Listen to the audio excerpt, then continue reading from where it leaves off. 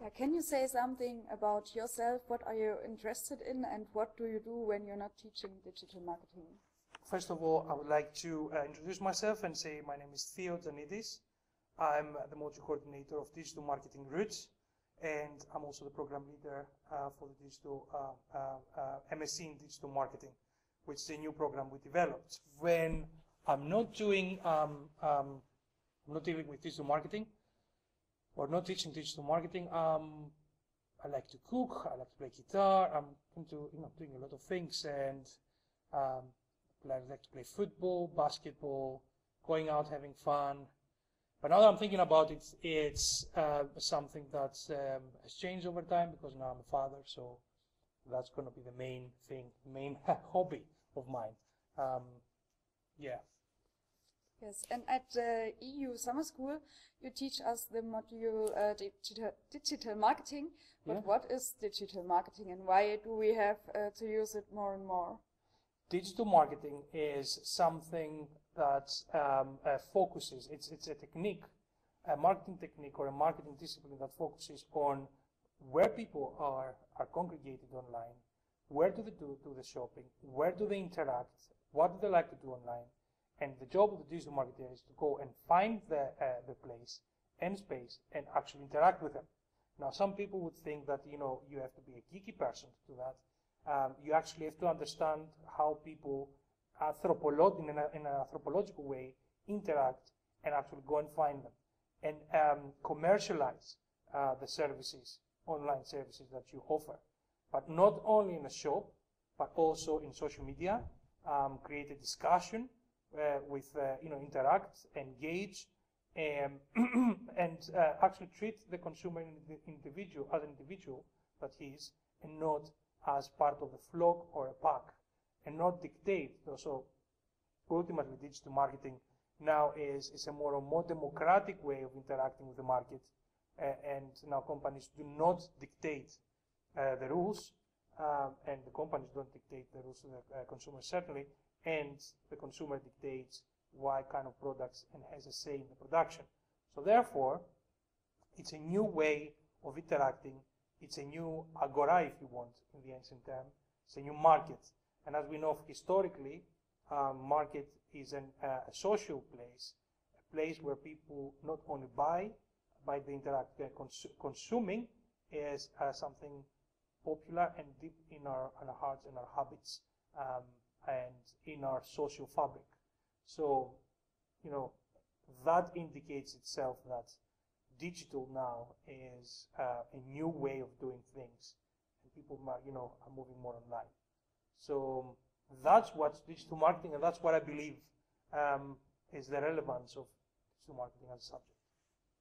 Okay, and what do you think is the most fun about digital marketing? Well, the fact that it's a sexy subject, that, because it involves creativity, it involves the ability to actually find people and create content. That's another area of it. And working with content like this video, which obviously is going to go somewhere online, I assume. This kind of content is actually offering a window for people to interact, a medium or a starting point, or let's say stimulus for people to start talking to each other. They can share it, they like it, they engage with it, they put it in their own timelines, they discuss with it in their social congregation when they come together with other people. So, well, from that kind of terms, that's a good thing about digital marketing, is that, it lets you stay in touch with technology and current updates in the market and trends. But on the other hand, you have to be creative, you have to be inventive, and you have to be adaptive, because it's something that happens really fast. One of the major problems in the area of academia is that the academia takes a long time to actually switch or focus attention. Let's say digital marketing is, if I could actually bring two animals, it would be an elephant or a mammoth, would be the academia, and then digital marketing area of the industry would be, let's say, cheetah, going really fast. And the problem with the academia is, how do you convert this to an area discipline? It takes time. So therefore, I believe that digital marketing poses a challenge to the academics. Not particularly in me, because I found a way, and interaction with with the new material and the new techniques is important, but also interaction with students is very important. Yes, you said that the digital world changes. I say it. Yeah, don't worry. Take your time. You said that the digital world changes very fast. How do you keep your knowledge about digital marketing? It's a mixture. It's working with the markets. We're trying in our modules in UWS have a foot in the market. We're trying to develop assessment that is realistic. As you see yourself, we have a blog that you work with. As you go higher, this is a third-year module. If you go towards degree, fourth year, or you go to a master's level, you build your own website, and the degree of difficulty increases. In master's level, we have actual companies that come in with projects, and you have the choice either to do your own thing or to do an actual project. But that's only 50% of the assessment. We have, of course, the critical thinking and development side of the assessment, which is a report of some sort of managerial relevance that offers. But the practical is very, very important, and that's how you have to be up to date with developments, because then you can actually keep in order for students to be able to actually do this, you have to be connected with the markets. So ultimately, that's a big challenge, but it has to happen. So, for example, the module that you're doing right now has been developed and upgraded and updated every 6 months. That's a process, and that goes with all the other ones, the masters, etc., because new things come out. Yeah, but can you also learn from us, from the students? Yes, and I don't know if you notice in the class, I'm trying to be more relaxed. I like my style of teaching is more interacting. I believe that being a student myself, that it's impossible to actually help students learn without coming down on their level, understanding where they're coming from, and in your case, for the EU Summer School, which country they're coming from, the culture, understand the culture, understand how they want to communicate, because there's different means of communication between different countries and nationalities and cultures, but also understanding what they're going through, what are the problems, their aspirations, and what they want to achieve. Because only then you can provide customized information, the way they want to hear it and the way they want to learn it. And I believe that's the one thing. By achieving this, you also are able to develop a relationship, and in this way you also learn, because you are the millennials, you are the new generation, and you will actually bring new trends. So in a way, academia has all the slow reflexes and everything attached to it, and as people talk about it, not all disciplines, of course, there are some more dynamic than others, but in that respect, we the academics have the precious resource, the students, which actually they keeping us fresh, or they should be keeping us fresh. And I believe in that kind of relationship, and I believe that this actually adds to the mix. So students are the most important element in digital marketing delivery as a module, and generally in teaching as a teaching philosophy according to me. Okay. And what do you think the digital world will be in 10 years? Are there still any physical shops, or will we all buy online? What do you think? I think that you can cancel the real world. Somebody said, experts say that, not somebody, experts in the market say that, let's say, the real world is an emulation. We live in an emulation, and we are part of an emulated like, I don't know if you know The Sims. Do you know The Sims? You know the game? No. And, it's where, you know, there is a simulation of life and you have a character and you work within a community. You know, and, you know, that's what we are. And there is a computer running us.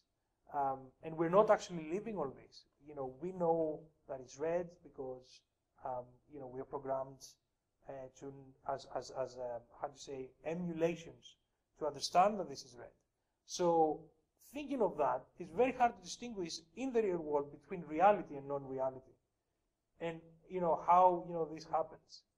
So the relevance of having something virtual and the resistance against such a thing, it's an issue, but I believe it will diminish over the years, because utility and convenience is going to help.